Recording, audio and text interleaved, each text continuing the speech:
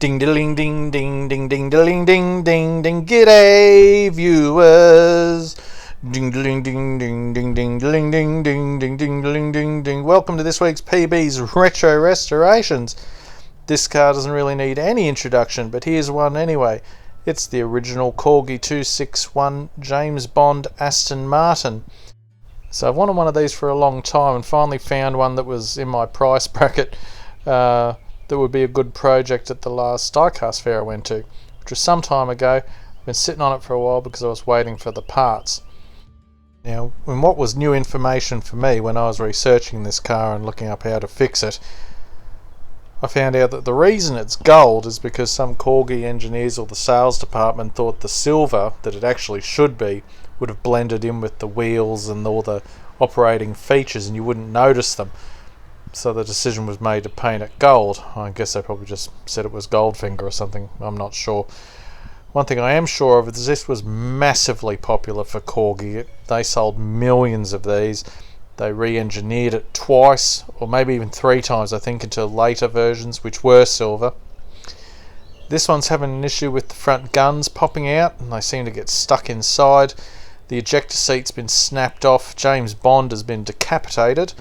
Probably by Oddjob and his hat. But we'll get into that when I get pulling it apart. So speaking of pulling it apart, let's get crack-a-lacking and see if we can't get him back shooting baddies in the face. Alright, so once I got it apart, I was expecting it and then not expecting it. It's just such a complex little toy, and it really is a marvel of British 60s engineering. It's really is complex and a credit to the engineers.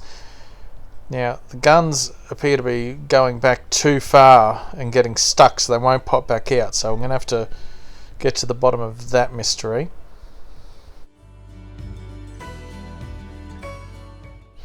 Do you expect me to talk? No, Mr. Bond, not when you haven't got a head. You won't be divulging any secrets, will you? I don't know how he lost his head and the ejector seat passenger was still with it. I'm not sure how that works. Anyway, there's a little lever here with a spring that holds, well, normally holds the ejector seat on the end, but it's missing. So we'll get a replacement part for that. Now I'm removing the wheels here. I was going to try and avoid removing the red piece from the base. But more about that later, and if I want to spray the base properly, it's all got to come off.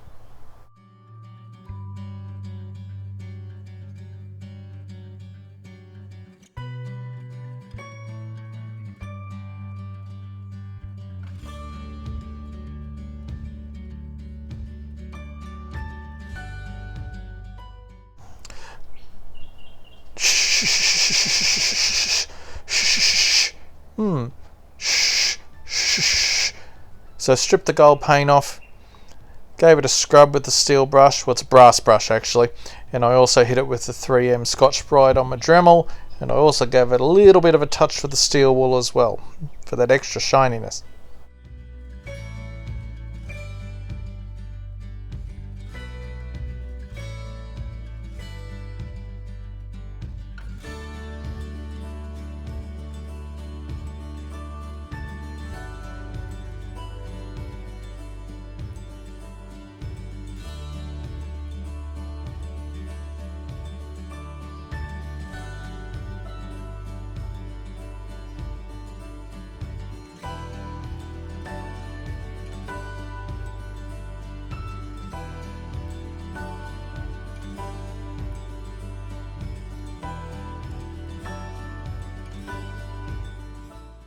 Okay, so this is the first test fit of the replacement hatch that I bought. Needed a lot of filing just to neaten up the edges. That's the, white metal parts. That's what you're going to have to do. The real problem with this was that the pins, in a certain position, they're fine, but it doesn't take too much to shake it loose. And I guess I should have made the pins bigger, but I made it work. Cleaned it up and we made it work.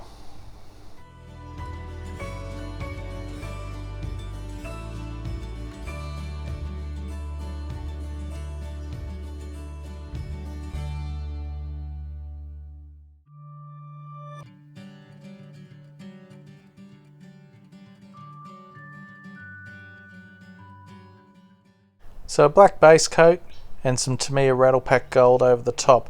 I used a semi-gloss black base for this. I didn't want it to go mega shiny. I wanted to try and keep it with a little bit of that dull kind of finish the original has. I think in the end I put clear coat over it anyway, so it didn't really matter.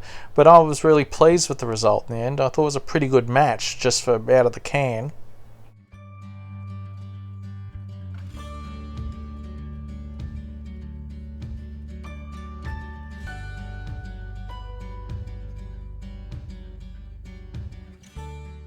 Okay, so as I mentioned before, when I removed the plastic chassis piece, I broke it in a couple of places through inexperience and being too keen to hook into it. But I managed to mend it with super glue, the old super duper, and it's holding up really well. It's worked good, and it saved me buying a whole new chassis piece, which is like $20.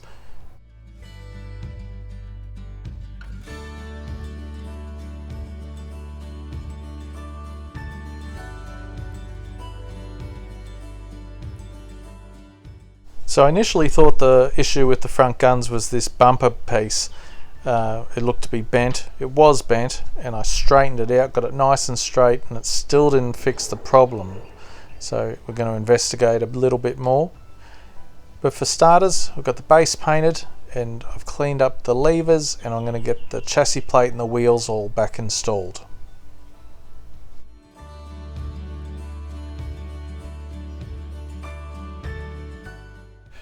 So don't forget that these axles are both different lengths. Of course they're both different, and they wouldn't be different if they were both different. Anyway, the shorter one is short enough that it won't fit in one end, so it's pretty hard to get it round the wrong way. It's one of the easier things to work out on this build.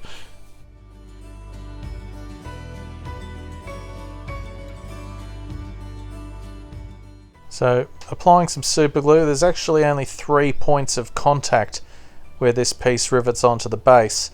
So being careful not to glue anywhere that would prevent mechanisms from working, and then applying a little bit of the baking soda to harden it up, I got the job done. And then I clamped it good and proper, and I left that for a few days to really make sure it was tight. Okay, now at this stage I want to give a big shout out to Corgi Bob, because Bob, without your video I would have been stuffed, mate. Like, Corgi Bob is the governor when it comes to these Corgi cars. His piece of advice, like, make sure everything works on it before you put it all back together, saved me no end, because this first little test of getting the guns to work, they still wouldn't work, so I had to dip in a bit deeper.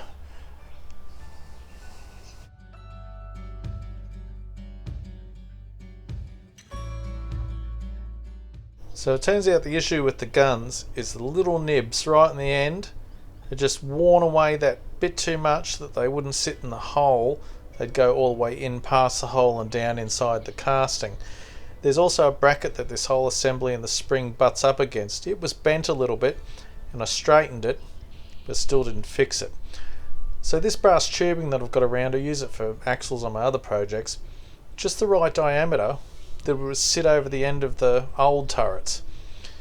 So I cut a couple of pieces, even the right size to go through the holes. I couldn't believe it. And I glued them on and fit and finoodled them, and that solved the issue. And as a bonus, because they're hollow brass tube, they actually kind of look more like machine gun ends, so that was good.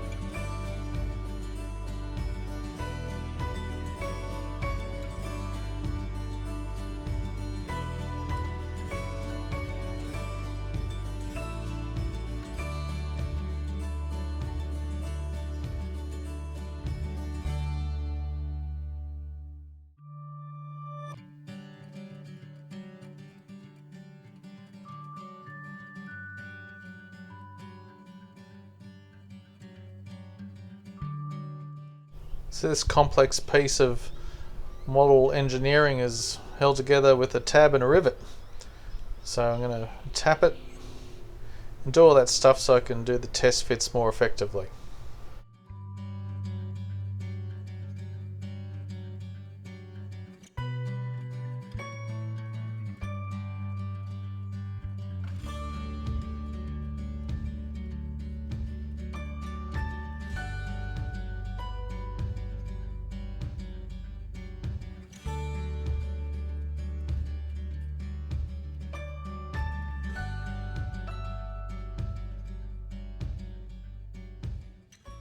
The interior glass was in excellent shape. I only had to wash it and give it a polish and then a dip into the floor polish.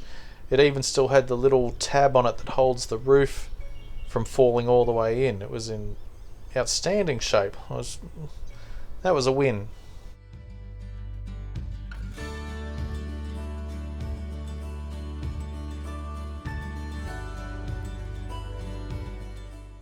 Okay, reassembling the interior.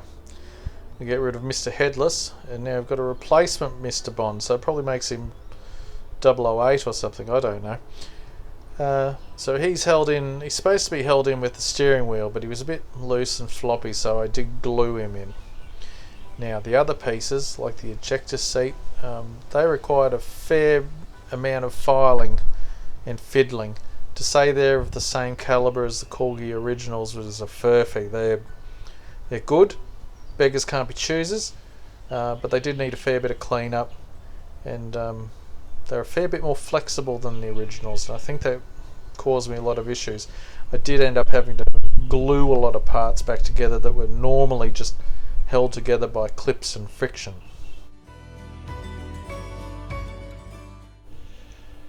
In actual fact, it's a real credit to the engineers. Apart from the rivet that holds the base on and the 3 rivets that hold that chassis plate on, otherwise from factory this car is completely assembled just by pressing parts together, putting them in their grooves, obviously for the assembly line workers to put them together by hand as they came along the line.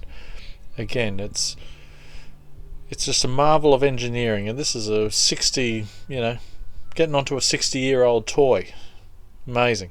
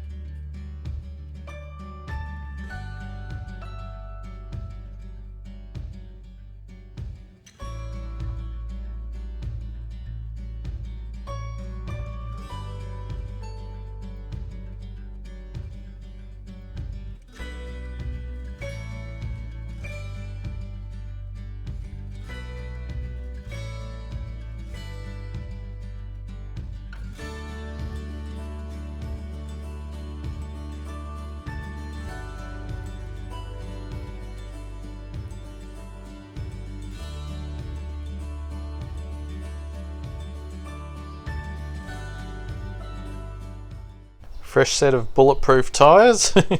I'm assuming they're bulletproof. They must be, right?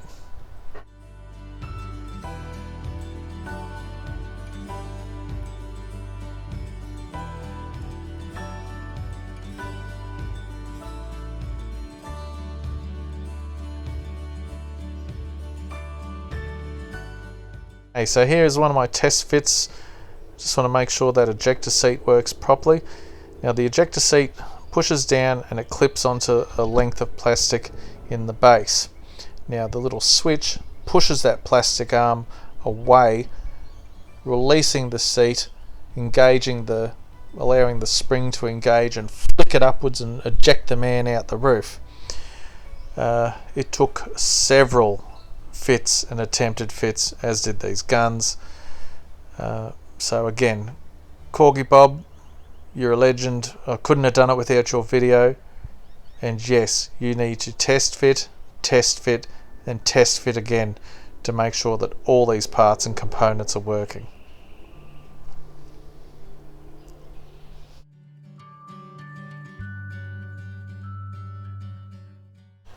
also want to say I did get it operating and functioning, but the hatch won't close properly if you've got the man in the right position to get flung out.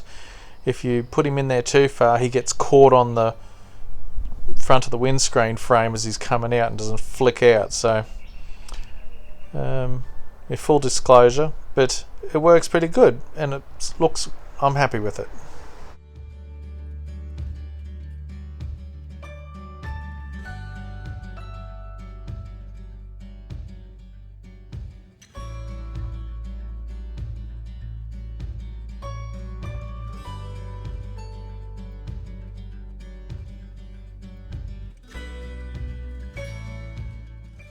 Now the feature that gave me a fair amount of grief, and I didn't think it would, was the Bulletproof Shield on the back. There's a piece of spring steel in there and a spring, and it's activated by pressing the exhaust pipe tips in. Now again, shout out to Corgi Bob. Corgi Bob said you want to put a little bit of lubricant on the slider that has that Bulletproof Shield go up. I thought, oh no, mine seems to be okay, it'll be alright. So no, listen to the experts. A little bit of sewing machine oil on there made all the difference. It was still getting stuck though, and it wouldn't always work. And what I found was the amount of tension on that rear rivet made all the difference. A little bit too tight and it would not function properly. Just right, works every time. So anyway, it was a real learning experience.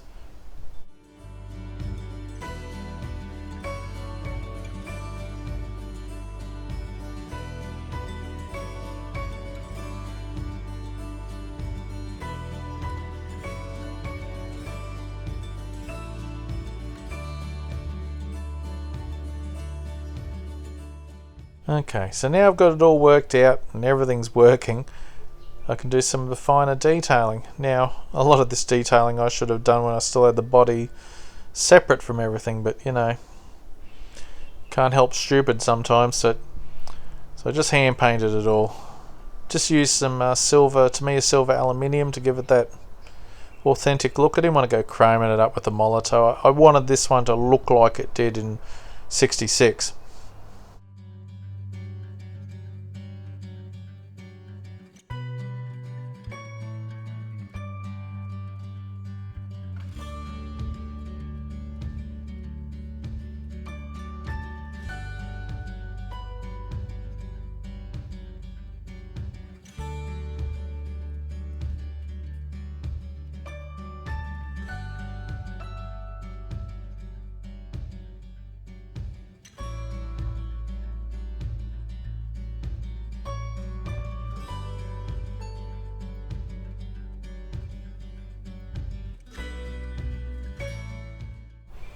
Alright, and just like that, with no trouble at all, we're done. So here we are back at the start with my die-cast fair find. In reasonably good shape. It wasn't completely destroyed, which made it a good candidate for restoration. I did have to buy a few parts for it, but thanks to Alan I didn't pay $1 million for them. And it was a real learning experience, this one, I can promise you. So we've gone from disgraceful blight on the Secret Service and a disgraceful insult to Her Majesty's good name to this. Ta-da! Looking $1 million now. He's ready to smash Oddjob in the face, tear Blofeld a new one, get Jaws to the dentist to get his teeth looked at, and you know, make a turkey of himself with some ladies as he's wont to do. Anyway. It doesn't really matter what I think about it. Let's find out what James Bond thinks about it. So what do you reckon, Bondy? Looking a bit more smicko than it did before. I don't know how you let it get to such a state. It was disgraceful. You should be ashamed of yourself. No wonder Q thinks you're a turd. Because you don't say much, do you? What'd you think about me special effects this week, Bondy? They're pretty impressive, weren't they? What? Listen, mate, I don't care what kind of license you've got, but I've got a license to thrill with my sound effects. If it wasn't for me, you'd still be driving around with no tyres and a busted car. No one could help you. Anyway, I'm going to sing you the song again. You ready? Ding ding ding ding ding ding ding ding ding ding ding ding ding ding ding ding. Hey, how come the roof's open? Ding ding ding ding. What? Oh, ow, me brain. Oh.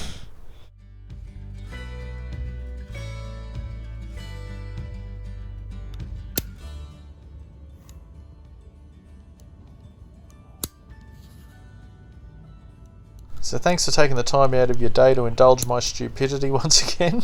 Thank you, Corgi Bob, for your videos. They really helped me put this. I couldn't have done it without your videos, this one. If you've enjoyed watching my videos, click on one of these links, try some of the other ones, see if they're just as wonderful, in inverted commas.